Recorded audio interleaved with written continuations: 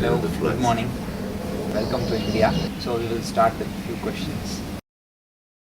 In India, there is a lot of water problems and elsewhere in the world as well. How proportionate water usage can be minimized? What are all the actions required from human individual level and as well as government level? In this, I think there are two main areas where we have to work. One is technological. The other one is educational, and getting people to understand what water means. On the technical side, there are many initiatives. You can get faucets today that inject 90% air into the water, and it gives a sensation of a lot of water coming out, but it's only 10%. But since it's mixed with air, it actually covers the hands or whatever you're trying to wash. We have urinals in many parts of the world now. In Costa Rica, we've had them for about 15 years that work without water. There are two methods. There's some that have oil, and others have like a ping pong ball. So when people urinate, the urine goes through, and the ball floats up again, so no smell comes out. And that reduces water consumption significantly, because every time you flush a normal urinal, you're talking about 1 or 2 or 3, 4 liters, depending on the technology that's used.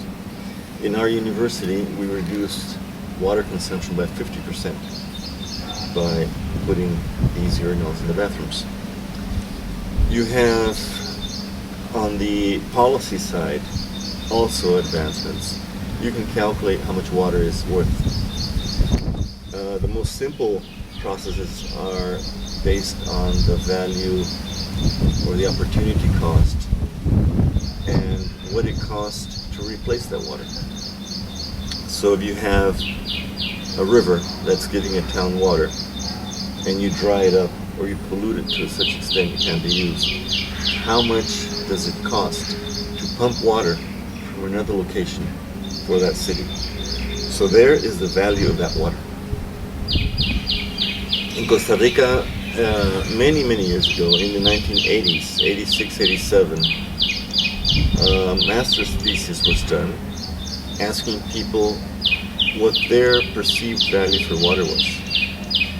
And people were willing to pay up to 12 times more than the current price at that moment, as long as that investment went to the owners of the forests and ecosystems that produce the water. So we established many years ago in some municipalities, regretfully not the whole country, but in some municipalities, in your water bill, you get the amount that farmers are receiving that have forests that produce water. So they get a subsidy. It is not at the same level of the commercial value of the land for other purposes, but together with education and being sensible, being conscious, they accept that. And many farmers have actually given back land to forest to be able to produce water. And actually in Costa Rica we have more than doubled our forest cover over the last 20 years. We went from 21% to over 50% forest cover because of different incentives that are given for this. So the policy side and the technological side are all good. They're useful. You have many instruments that can guide from policy to the technical part of using water. Irrigation, for example. Irrigation, you have many different methods where you don't waste so much water by irrigating. Currently 70% of the water on the planet is being used for agriculture. Traditional chemical agriculture destroys the soil. And one of the main components it destroys by killing all life in the soil is the organic component. The soil without organic matter retains only about 3% of the water. The rest will flow over as erosion or will just seep through it. Whereas the soil, very rich in carbon, can retain up to 97% of the water. So just putting spray bars and pesticides does not help. It will make it more rational, but they do it mostly because it's cheaper, not because they're conscious. Conscious agriculture people are actually looking at how to increase carbon content. And you can only do that organically. You can only do that bringing life, diversity of life back into the soils, and then adding carbon. You can add carbon if you would take all the organic waste from a city like Hyderabad and convert it into compost. You could regenerate the soil of many, many farms around. And you have a continuous production of this matter. So you can continuously go increasing the amount of organic matter in the soil, and that will reduce significantly the use of water for agriculture. But none of this is possible if we don't educate society as a whole. If we don't start telling our children, and actually today it's the children that tell the parents, while you're brushing your teeth, close the faucet. You know, brush your teeth, open, rinse, close, keep on brushing, open. When you're washing dishes, you wet the plant, and then you put soap on, and then you open up again. There are people that open up and just, la la la, and the water's running. So this educational component is very important. And the people, or the group that's more sensitive to this is the young people. And they'll educate their parents. They'll tell their parents, look, you're doing it wrong. So basically it's a question of looking at the problem holistically from all dimensions. A hydrologist can be very, very well educated. He can have a PhD, a postdoctorate. He will never solve the problem on his own. He has to work with a vision of the society, the community, the traditions, the beliefs, everything to be able to get to a holistic answer. How we can regenerate the nature? That's a good question. There is an international organization called the Restoration Ecology. And there are many technical measures to restore ecological function. I don't want to discuss terminology, but the whole idea of being able to restore nature, which is so complex, is very difficult. The best way to do it is to let nature regenerate itself. But in order for that to happen, you need, for example, seed banks. So nature will be able to regenerate itself only if there's proximity of life that can go back and recolonize degraded space and make it viable again. I have looked a lot into the science of restoration, and I see a lot of the million-dollar initiatives that are happening all over the planet that get the first page in newspapers, prime minutes on TV, where you have people planting 1 million trees. In most cases, under a forestry engineering perspective. What happens to those trees on the long run? Many of them die. And actually, at the end of the process, you have very slow growth on these trees. Very rachitic, very weak trees that don't come to form a forest. But since it takes 20, 30 years anyway for this to happen, people have already forgotten. They took their photos with the flashes and everybody smiles and everybody gets a prize, and then they just forget about it. My experience is that we have to imitate how nature does it. And there, for example, I've met very interesting people, indigenous people, that have millenary knowledge. For example, in southern Mexico, in the forests that are occupied by the Lacandon community, there's this wise leader, he's called Manuel Castellanos, who for generations has been using the information, the knowledge, that his ancestors shared to him. They have developed agriculture that rotates in the forest. Okay. So they cut down the forest, and the soil is very fertile. It brings very good crops for 3 to 5 years. And then they'll let the forest recover to bring again fertility to the soil. The way they use the recovery process is he goes around, he has a little paper bag, a brown bag, with seeds. These seeds are from a very fast-growing tree, a balsa wood type tree. And he walks through the degraded area, he gets these seeds and blows them. And they fall down. And these trees start growing up. And they grow very quickly. And they produce a lot of leaf material. So by growing quickly, they shade off the bad weeds, like the ferns and the other weeds, and make them succumb. But all these leaves are adding a tremendous amount of organic material. But that's not enough. He brings in other seeds through nature. So walking with him in one of his forests, it was 5 in the morning. We hadn't had breakfast. We had been traveling for a while. I was very hungry, and we go by and see this beautiful papaya tree with huge papayas. This is, of course, intervened land. It's not a natural forest, otherwise the papaya tree wouldn't be there. But I asked him, hey, can we have some papaya? And he told me, no, not from that one. Because that papaya brings me the toucan. The toucan is a bird with a long bill that we have in our forests. And the toucan will come and eat that papaya. And when he comes to eat that papaya, he brings me the seeds of this, that, and that tree. And walking a little bit further, we see some berries. And he sees, those berries bring me this mammal that brings me the seeds for that, and that, and that bush. So he actually regenerates nature using nature.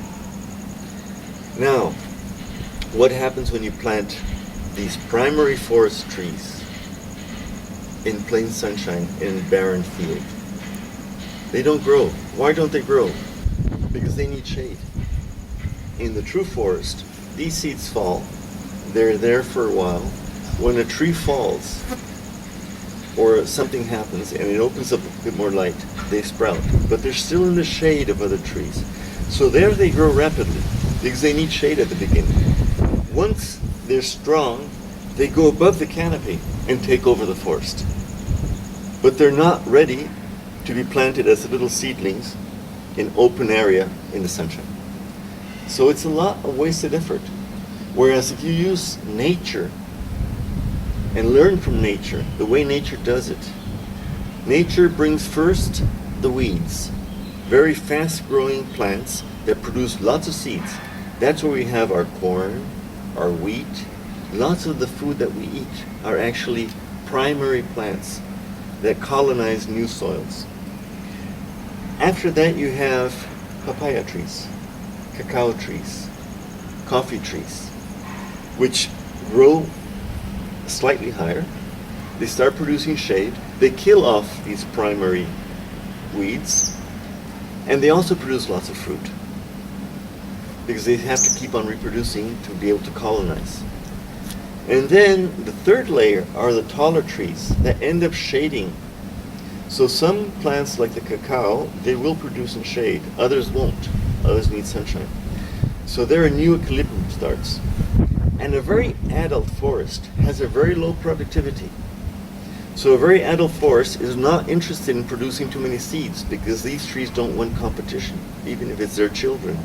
But they don't want competition. So the food production goes down and the diversity of a forest goes down.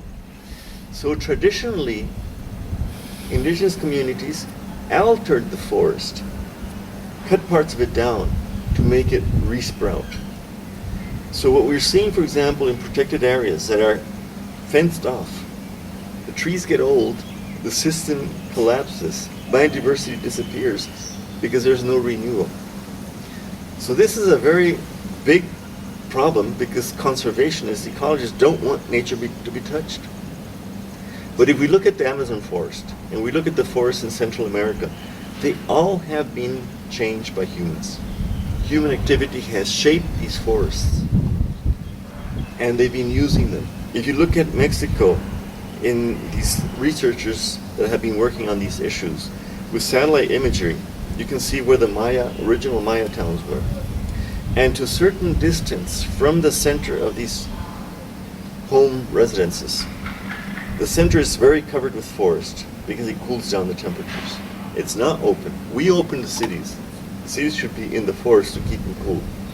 But then, in a certain distance, more than a fourth of the plants that exist are those that are used by the people. If you go in as a person that doesn't know the forest, you won't recognize that you're not in a managed forest, cultivated forest. You have to be an expert. And there you can see this plant, this plant, this plant. 1/4 of the plants are the ones that are used. The further away you get, the less of these plants are found, and then you get to a natural forest. But all over the place, humans have reinvented the forest, have managed the forest permanently. So we have to really open our minds. Our ivory towers are not going to bring the answer. What happens? This Manuel Castellano, he does not know about climate change. It's not in his genes, it's not in his memory, it's not in his ancestors. So scientists have the obligation to take the knowledge of climate change to him and co-develop, co-create new strategies on the ground. What does science do? They go and they study his knowledge and take it back to the ivory tower and have it published in a peer-reviewed journal, which will never get back to the ground. So scientists have to switch. They have to let their ego go. They have to be more modest, more humble, and get to the same level. And there you have to be prepared. He doesn't speak perfect Spanish. He speaks rudimentary Spanish. Either you learn his language or you learn to communicate in that simple language. So scientists have to have the ability to bring science to a local person, discuss it at their language, and then generate new knowledge, which then can be taken back, but it stays there. So maybe my answer was too long for your question, but basically, let's copy nature. That's a beautiful story we heard, how it has been engineered by tribal knowledge. And thank you for the story. It's inspiring. So, what are the opportunities for development of skill and entrepreneurship in environmental protection? Opportunity, a huge field to play with. We're looking at how information technology, computer science, artificial intelligence, robotics are opening all these possibilities for young people. Not for the old. The old cannot adapt to learn on robotics and computers, but the young people are developing these skills. But on the other hand, working with nature opens up huge opportunities for new businesses. And I'll just give you a few examples. We can see in Australia and now in other parts of the world, using their example, that medical insurance companies are partnering with the National Park Service. So, according to the medical profiles, their candidates for heart attacks are sent for a week to a natural park. And they get cured. Their stress levels go down, their cholesterol goes down, and they can avoid serious medical investments to cure just by preventing using nature.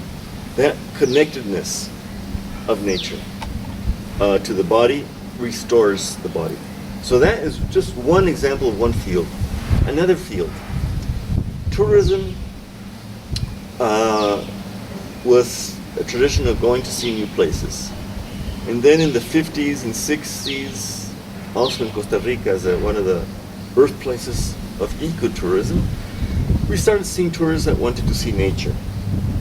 Very nice. And then a lot of people actually turned into watching birds. And we have lots of tourists that are coming just to watch birds. And they'll go to a place 5, 6, 7 times until they've completed the book. So they come with a checklist. And I've worked as a guide, and they say, I want to see this and this and this species. This trip for 2 weeks is only to see these 3 species. So you have to know where to find them, at what time of the year they're where, because some of these are changing their place. And where in the forest you will find them, on the ground, in the middle, or in canopies. Okay, that's a nice story, and it's very important. It's still a very big business. But there's a new business. Now people want a living experience. People want to feel their trip. This is not taking pictures. It's actually feeling it, absorbing it, and in many cases changing their life, changing the perception of reality. This new area where you have spirituality, you have feelings, you have living culture, has been started to be developed by young people, bringing tourists in. For example, just to sit in the forest without making any sound. No cell phone, no talking. And the first day you sit there for 4 hours, you just hear the noises of your ears, the bzzz of the noisy cities. After the second and third day, you start hearing the branches click. You start, obviously the birds are there from the first day, but you start feeling and listening to the subtleness of the melody of the forest. After 4 or 5 days, you can actually find yourself, look at yourself, because of this peace and the music of the forest, the melody of the forest, and that builds you up. So here's another area of entrepreneurship. You know, try to work with, they don't have to be foreign tourists, they can be national tourists. We're in this resort. I wouldn't come to this resort for vacation because all I see is cement and a few trees that are planted. Very nice, but it's not my type of experience, because what I'll see is the same people from the city going to a club, hearing music, and being through these feelings. I would rather go to a place where I can be in contact with something different.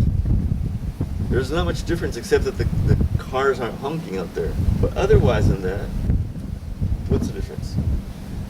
So, there's a huge potential to take people that would come and invest in such a resort to go and see and experience a different type of picture.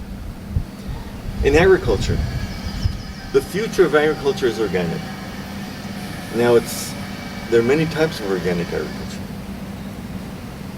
Many agricultural products that are called organic still have 20-30% chemicals. We can go to 0 chemicals and increase productivity. And it doesn't have to be over 6 or 7 years, which is the traditional time lapse from chemical to non. You have a drop. Why? Because you have to allow nature to rebuild itself on its own. We can incorporate organic matter through lombricompost using earthworms and compost. We can incorporate other products, biofertilizers, biopesticides, and regenerate the value of the earth for production within 1 day. 1 day. And I've seen it. We've done it. Working with the Cubans, they developed what they call organic agriculture. And in La Habana, the capital city, it's a calcium-based substrate. There's no soil. So they brought in some soil from trucks. They did these beds, and they increased the organic capacity. They increased the organic capacity of these soils. And now in La Habana, you can find over 130 farms, which are empty lots between houses that have been converted to highly productive agricultural things. And they can produce up to 180 tons of fresh vegetables without chemicals every year. 180 tons in 1 hectare. So what does this mean? First, you have a huge production. Second, it's healthy food. Third, it's friendly with biodiversity. It's friendly with nature. Nature can live in this property. And then on top of that, you can concentrate productivity and release land for nature to take over. So you don't need to use all of nature to produce a little bit of food. You can produce a lot of food in a little bit and let nature come back on the other areas. So this will restore water. This will restore pristine rivers. This will restore biodiversity. This will restore butterflies, birds. So this is another field. While you're making money, you're doing a very good business with the planet itself. So there's so many possibilities of working as entrepreneurs to really develop. And I actually call it development through conservation. That is the key. Develop through conservation. Conservation is the main activity, development is a subproduct, but it's higher than the traditional development. Because the global benefits, the environmental benefits, the benefits for the community are so much more that you can then quantify it in real terms. If you quantify agriculture, maybe agriculture that is organic is similar, can be higher, can be a bit lower than the traditional. But if you take the value of reducing cancer rates, how much does it cost to cure, and many times not be able to cure, all these millions of patients that are dying of cancer due to the chemicals that we use? If you have to treat these kids that have allergies because of the pesticides, how much does that cost? If you have to bring water from somewhere because you've killed the water, how much does that cost? If you have to rebuild the soil because you've destroyed it with chemicals, and nitrogen and phosphorus fertilizers kill the soil, and they weaken the plants. So by weakening the plants, you need more pesticides to avoid the insects. So how much is the total cost? If we bring in the real cost, and economists call it internalize externalities. Bring in the externalities, which is a horrible word. But our economy, developed by these great thinkers in northern universities, is perverse. Nature is not an externality. It is the basis of life. But who pays for destroying the water? The person who pays for destroying the water should have in his bill the value to restore the quality of that water. If you do that to any farmer, and 90% or at least more than 70% of what is applied on a field is not for the plant. It goes into runoff. It goes into the water. It goes into the groundwater. It goes along into the ocean. So if you charge these farmers the damage that they have to bring back the quality of the oceans, of the water, they will never make a business. So it's a question of opening these new opportunities to generate new businesses that are truly positive, not only for the stockholders, but for the planet. And this is what many of these thinkers, such as Christian Felber from the Economy for the Common Good, or Gunther Pauli with the Blue Economy, or Robert Costanza with ecological economics, have developed for the scientific side. Now we have to get that and put it into society. And there's another huge potential for entrepreneurship. I have covered wide areas, and definitely will aspire people who are hearing to look into this opportunity and develop some new business. Can you explain, as an expert, what does it mean by ocean is dying? The ocean is dying. The ocean is dying. We have less than 20 years to save it, and 20 years go by very fast. And humanity will not thrive if it lets the ocean die. So we have a huge responsibility. I think the main issue is that most of the people only see the ocean from above, if they ever see it. Because many people that are living in cities hundreds of kilometers inland will never see the ocean. And if you look at the ocean only from the top, you don't see what's in it. Biodiversity in the ocean is greater than biodiversity on top. The amount of corals, fish, snails, bacteria, invertebrates, mammals that you have in the ocean is huge and can allow for future development of new medicines. The chemicals in corals are extremely potent. If you ever have been snorkeling or diving and you just touch one of these corals, it will sting, it will burn. There are very, very potent chemicals in there that would save many lives if transformed into medicine. So there is huge potential. Another potential that humans are not realizing is the capacity of the ocean to actually clean our atmosphere. And the ocean originally was capturing most of our carbon released through burning oil and coal. But as it goes absorbing, the capacity to fix carbon is reduced. The ocean is still fixing about 30 to 40% of our carbon. But as it does it, a chemical reaction goes in and the water gets acidified. It turns into acid. And right now, the ocean is probably about 30 or 35% more acidic than it was 20, 30, 40 years ago. So as it gets acidic, all life that depends on calcium carbonate for its structure, for its skeletons, has a reduced ability to capture that calcium. And we're not talking only about shellfish. Obviously, shellfish will disappear quickly. The coral reefs that are a calcareous structure will also disappear, but plankton.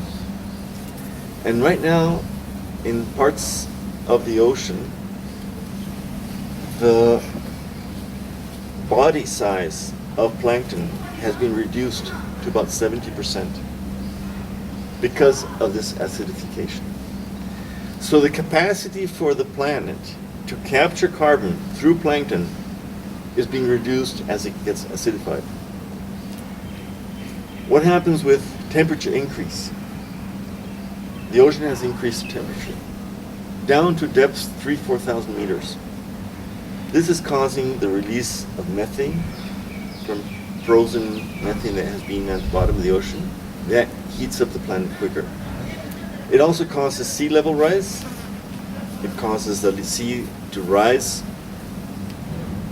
additional to the melt of ice that's above land. Those two things are combined. But sea level rise due to thermal expansion is highly significant. If you put a bottle of water into the freezer, it would explode because water below 4 degrees expands. It's an amorphous structure that instead of getting smaller and smaller as you freeze it, from 4 degrees on, it will expand. So the ocean is expanding, and it's expanding because it's getting warmer also. So as it gets warmer, it expands. This is causing a lot of destruction on the coastlines. It's allowing storms to have a lot more impact, but it's also washing soil into the ocean, which then sediments on top of reefs and starts killing them faster.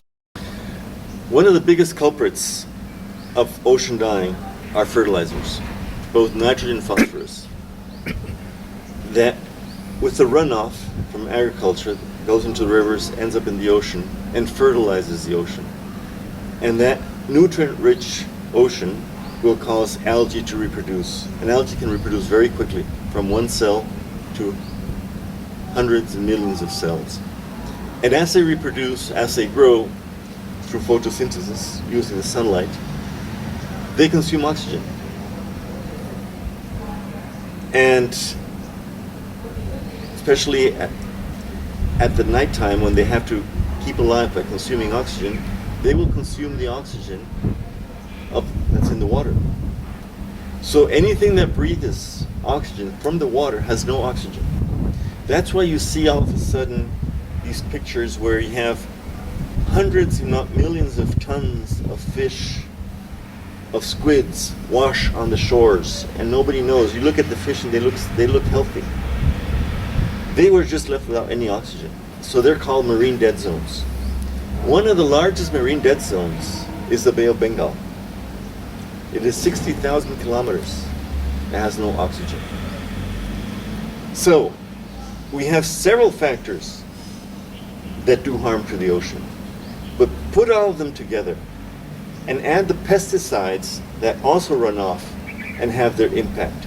Add the heavy metals that go from polluted rivers, from industry that don't take care of their garbage. These heavy metals going into the ocean. Add radiation from Japan still leaking out into the ocean and has gotten all to the coast of South America. You add all these factors, there's no way the ocean can be alive. So a dead ocean there's no life. We can see the coral reefs, the Great Barrier Reef, thousands of kilometers in the northern Australia. In 2015 and 16, with the warm temperatures, as the ocean gets warm, the corals have the beautiful colors, not because of the coral. The coral is white. The blues, the greens, the purples, the yellows are algae that live in the coral. And using light, they produce food, and they feed the coral at the same time that they eat. And the coral gives them back a living space by offering a structure. When the water heats up, the first thing the coral does is throw these, they're called zooxanthellae, throw them out, and it turns white. So it's still not dead, but it's white. Now, if the damage is too long, they will not recover new zooxanthellae, and they'll die of starvation. So heat is also adding to the death of the oceans. And warm water has less oxygen than cold water. So today we have more impact of all these chemicals and the algae blooms because temperature is higher. So oxygen levels are lower, and the higher temperatures allow the algae to grow faster. So it's a circle of many, many effects. And at the end, what we'll have is ocean water with no life. And this is very serious. It's not because the pretty dolphins are going to be gone. It's because a lot of people, more than 1 billion people, live off oceans, live off the fish we harvest from the oceans, which has also been damaged by humans. Overfishing, overexploitation of oceans is covering most of the ocean surface. We have noticed that the fish stocks are plummeting. Instead of letting nature recover, what we do is we increase the power of our sonars and our nets to find out where the last fish are and go and get them. What are the solutions to this? Obviously, eliminating nitrogen and phosphorus, getting rid of the chemical companies. These chemical companies should be sued, and together with them, the universities that have promoted this miseducation, that have trained agricultural engineers to treat soil as a chemical substrate where more chemicals have to be added. That is not correct. That is perverse. And that has only benefited a small percentage of stakeholders, shareholders in these companies, and their CEOs get big prizes. We should have them pay for the damage and have them give the resources to reestablish life on the planet. And there are many of these chemical companies that are bribing politicians get favors. And I'm not the one saying this. This is even published in a UN report from January. So, if we get rid of the chemicals, get rid of the CO2 emissions, allow for the ocean to start cooling slowly, life will come back as long as we have enough seeds to replenish. And these seeds are protected areas. Why are protected areas in marine environments so important? I'll just give you one example. A female fish in the young stages may produce 10,000 eggs.